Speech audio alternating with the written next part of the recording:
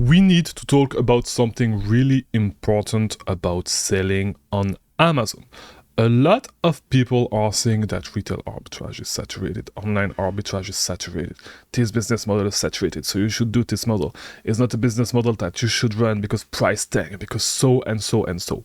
And at the end of the day, I think that most guys do not realize, but Amazon and all those business models, whether it is retail arbitrage or online arbitrage, are super far away from being saturated, and I'm going to tell you why, and I'm going to show you a few examples on why it is actually the case. This video is going to be more of a video of me actually talking about the business model and all that stuff, and not a tutorial, but it should actually, I hope at least, reframe the way you think about this business model, right? If you do not know me, by the way, my name is Mangunza. Nice to meet you. I release daily videos about selling on Amazon right here on YouTube. I have a ton of free stuff that you can get to help you as well. So link in the description, there's a ton of them, and also offer paid coaching. So if you want to scale your business faster, go on my coaching program, whatever. All right. So as I said, Amazon FBA is far away from being saturated. Why am I saying this? I'm saying this to you guys because whether it's with retail arbitrage or online arbitrage, I'm really doing both. I haven't been doing a lot of retail arbitrage for the past year, except the last 3 months, because I've just been back to the US and I tried to take a little bit advantage of that myself, since a big part of the online arbitrage business is being outsourced. So I'm trying to make my time worth more money, right? So I've been doing a lot of retail arbitrage, and the reason why I'm saying it's not saturated is I'm going to take one specific product in particular, right? The reason why I'm telling you guys that it is not saturated is because if I can actually, right, and I'm not going to tell you the exact product, but if I can go into a Nike outlet store on a random week, on random weekday, and find a pair of shoes that is super sought for, okay, by Amazon sellers, that Amazon sellers are always looking to try to find at a discounted price. If I can find this pair of shoes in a Nike outlet store, which is the case, by the way, on a weekday, if I'm able to find some profit this way, just by walking in the store, not optimizing anything, and like just looking for specific pair of shoes to sell, if I'm able to do this and find a product at 70% return on investment at a Nike outlet store in Florida, in one of the most frequented malls in America, if I'm able to do this, retail arbitrage is super far away from being saturated, right? And we're going to look at this product together. Here's one of the ASINs that I am talking about. So I found this, as you can see, 65% return on investment.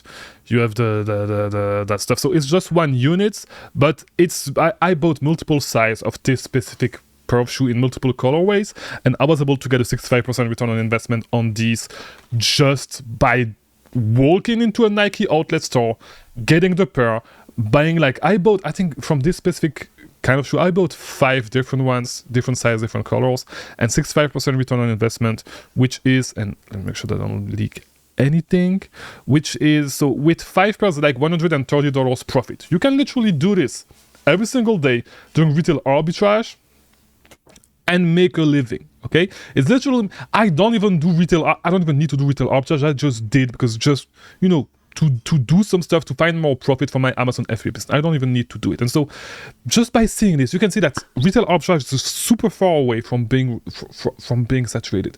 The only reason why you buy leads that tank is because you want to buy the same thing as everybody is buying. You want to do the exact same thing as everybody's doing. You want to sell Legos, you want to sell X, Y, and Z. Like, stop looking at products that you actually, like, you do not care about what type of product you source as long as you are making a profit. So this is the case for retail arbitrage. No, when it comes to online arbitrage, it's the exact same thing. You can buy this exact same product profitably. And like, I'm not even going to talk about shoes and stuff, but like the last 3 leads that I found myself, because I'm not really sourcing anymore myself, right?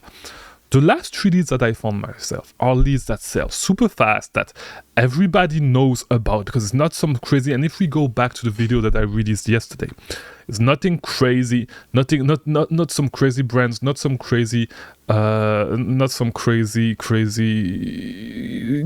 websites. It's none of that. It's just like, to be honest, the 3 products that I found lately sourcing myself sell super fast, have great return on investment above 50%. With online arbitrage, with placement fees as well. And it's just that, it's not about, and by the way, also, this is what I wanted to add. They are selling on the brand's website and they are replan.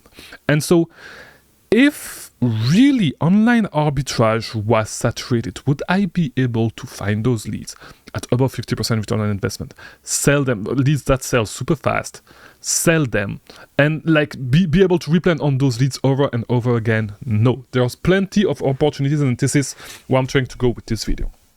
The only reason why you cannot see these is because you are not willing to put in the work. It's not going to be easy when you start. You need to look at a lot of leads. You need to source over and over and over and over again. I can find those leads myself, sourcing just a couple of minutes. In just a couple of minutes, I can find those leads. If you are just starting, you are not going to make millions in the first 10 minutes of you doing the work. You're going to need to do the work for a couple of weeks, a couple of months. Your knowledge is going to stack up, and you'll be able to build that knowledge and be able to find those leads fast and be able to replan on those leads over and over and over again. But if you start with the idea that you're just going to do a little bit of work, that you're going to find some replans that you're going to be able to sell over and over again, I'm not going to lie to you. The first lead that you buy, especially if you are doing everything by yourself, you do not have somebody to mentor you, to check your leads and all that stuff, the first few leads that you are going to find, that you are going to try out, are probably going to you are probably going to fail, are probably going to tank. All right, they are not going to be great leads. 100%, I guarantee 100% they are not going to be great leads. 100% sure, because you have no experience, and it is normal. You need to suck at this thing to be able to become great. You need to go through a period of time where you're going to suck at it, right? It's not going to be fun. You're going to work a lot. You're not going to find shit. You just need to do it over and over and over and over again. You need to do 3 simple things. You need to get a target list. Either you build your own or you get mine, and you look at it every single day, and so you'll be able to determine sales pattern, and you'll be able to find some leads on those links. Secondly, you need to do a lot of storefront stalking to get an idea of what is selling on Amazon. Thirdly, you need to do some manual sourcing from the target list to be able to figure out some websites, find out how you can manufacture your modules on those websites and find profitable products. If you do this over and over and over again, there's just no way for you to actually fail, because eventually you're going to find great storefront, and your next big problem is going to be to try to find some capital to actually invest into your business. But you are going to suck at it at the beginning. This is what I want you to understand. The business is super far away from being saturated. I'm literally putting minimum effort into this business right now, and I'm still making bank. It's not a business that is difficult. It's not a business that is saturated. It's just that you suck at it at the moment. You just need to get better at it. And you are going to need to stuck with it for a couple of months. But if the way you run your business and the way you want to reach your financial freedom or whatever is to find one magic business model, it's not going to work, because no business model is going to work like this. You're going to need to work a little bit to make it work.